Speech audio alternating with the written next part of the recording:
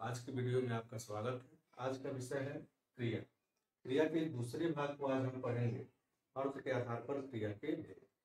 जैसे हमने पहले भी पढ़ा था कि क्रिया को 3 आधारों पर वर्गीकृत किया जाता है, तो उसमें दूसरा भेद था अर्थ के आधार पर क्रिया के भेद। अर्थ के आधार पर क्रिया के 2 भेद होते हैं, क्रियार्थक संज्ञा और प्रेरणार्थक क्रिया।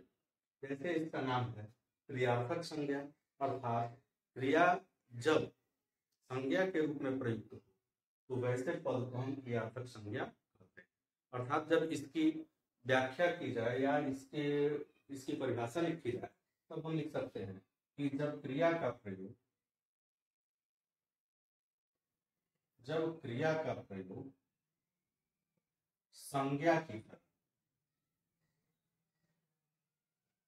संज्ञा की तरह किया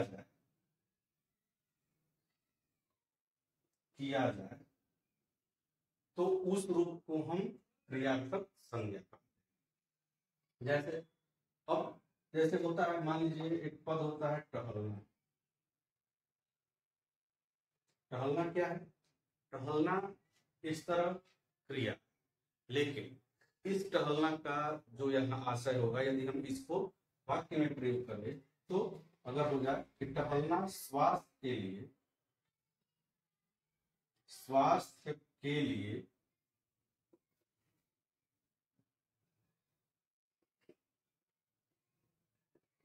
लाभदायक होता है। टहलना स्वास्थ्य के लिए लाभदायक है, तो यह क्रिया है, लेकिन यहाँ जो इसका प्रयोग है यह संज्ञा के रूप में है, क्योंकि जैसे अंग्रेजी हिंदी में तो समझ में नहीं आता है, वॉक माने टहलना होता है और वॉकिंग का मतलब भी टहलना होता है। तो अंग्रेजी में तो दोनों रूप अलग होता है, लेकिन हिंदी में टहलना क्रिया के रूप में और टहलना संज्ञा के रूप में एक ही होता है। तो यहाँ टहलना का मतलब हम वॉकिंग, ठीक है। उसी तरह है, जैसे टहलना स्वास्थ्य के लिए लाभदायक होता है, उसी तरह है जैसे दौड़ना स्वास्थ्य के लिए लाभदायक है। व्यायाम करना स्वास्थ्य के लिए लाभदायक होता है। पीना इसको ड्रिंकिंग के अर्थ में लेंगे, जैसे शराब आदि पीना, तो पीना स्वास्थ्य के लिए हानिकारक होता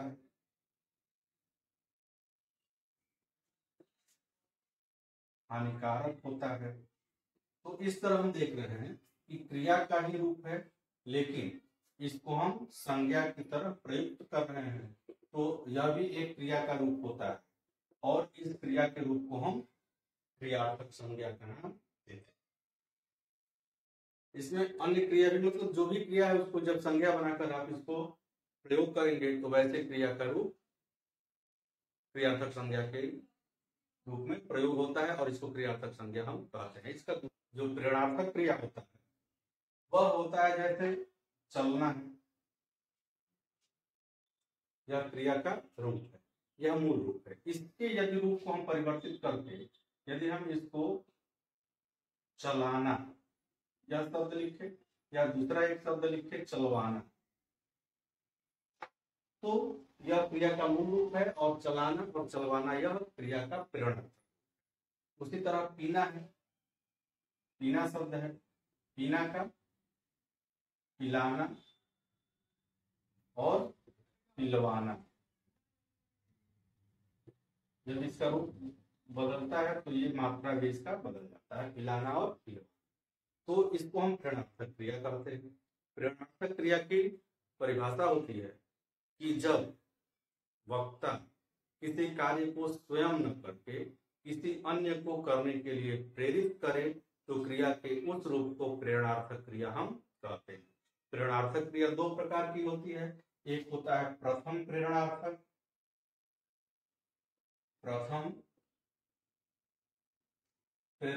क्रिया, और इसका जो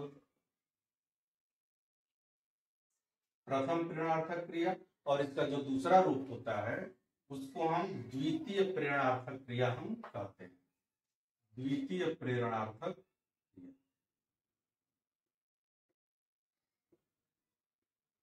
क्रिया, द्वितीय प्रेरणार्थक क्रिया। और यह मूल रूप में यह जोड़ा जाता है सदैव, इसको सदैव हम मूल रूप में ही जोड़ते हैं। तो जैसे कोई भी आप क्रिया लिखे, जैसे मान लीजिए यह इसका मूल है, मूल रूप क्रिया का, तो इसमें यदि आप जैसे है हंसना, रोना, पढ़ना, चलना, देखना, यह क्रिया का मूल रूप है।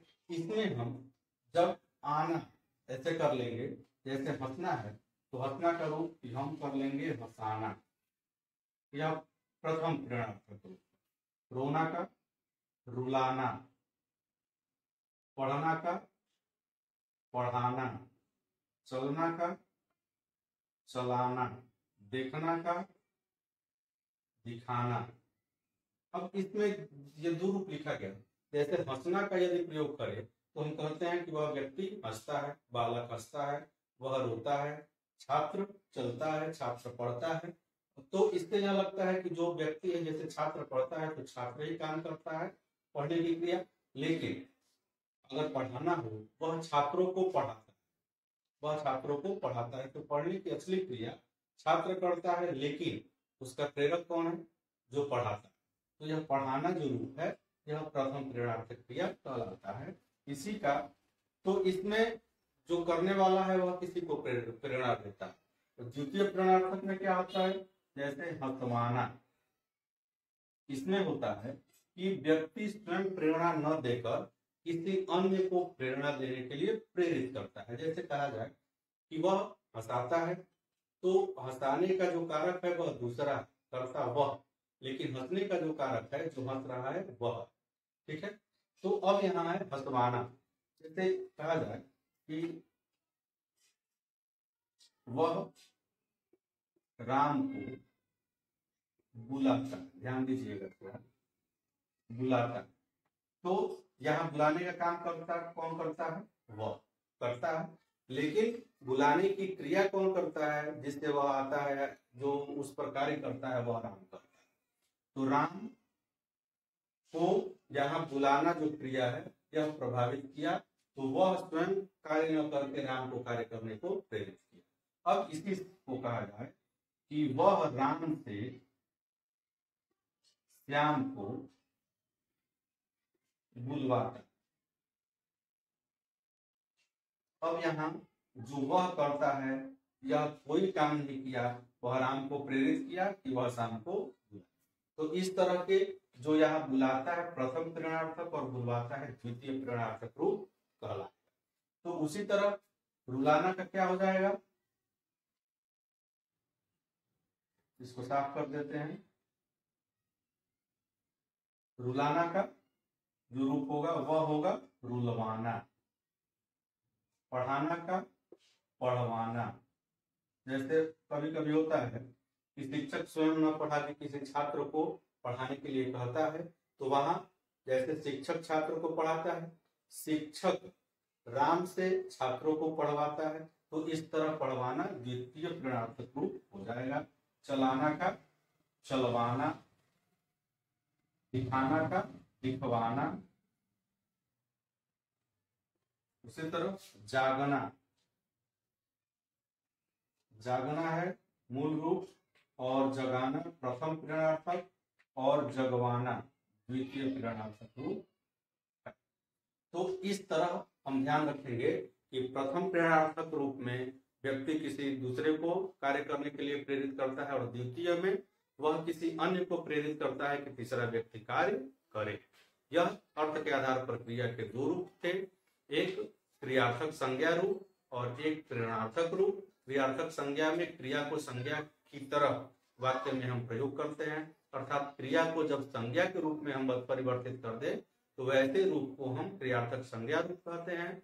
और जब किसी अन्य को कार्य करने के लिए प्रेरित किया जाए तो क्रिया का वह रूप प्रेरणार्थक रूप कहा जाता है। एक चीज और ध्यान रखेंगे, जो प्रेरणार्थक क्रिया का रूप होता है वह सदैव सकर्मक। जो प्रेरणार्थक क्रिया होती है वह सदैव सकर्मक होती है या कभी अकर्मक हो ही नहीं सकती। तो इस वीडियो में बस इतना ही। यदि अभी तक आपने मेरे चैनल को लाइक और सब्सक्राइब नहीं किया है तो प्लीज इस चैनल को लाइक और सब्सक्राइब करें